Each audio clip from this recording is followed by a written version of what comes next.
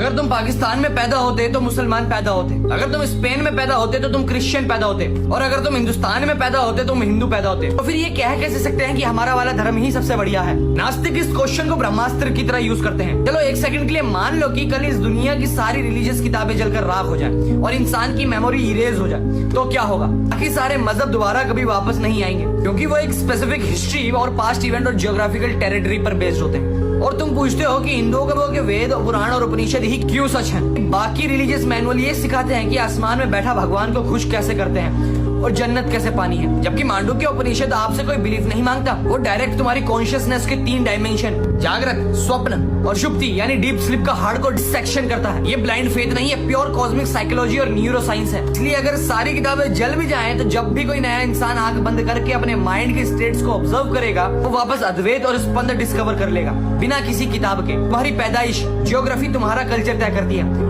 Absolute truth नहीं। Spain में पैदा होकर तुम अलग थियोलॉजी सीख सकते हो, बट जब तुम फिजिक्स पढ़ोगे तो लॉज ऑफ थर्मोडायनामिक्स और ग्रेविटी वही रहेंगे जो इंडिया में है। हमारा शास्त्र इसलिए सच नहीं है क्योंकि हम इंडिया में पैदा हुए हैं, इसलिए सच है क्योंकि इसको सच साबित होने के लिए किसी हिस्ट्री या किसी जगह या किसी किताब की जरूरत नहीं है। अपने जियोग्राफिकल एक्सीडेंट को यूनिवर्सल लॉ से कंपेयर करना बंद करो।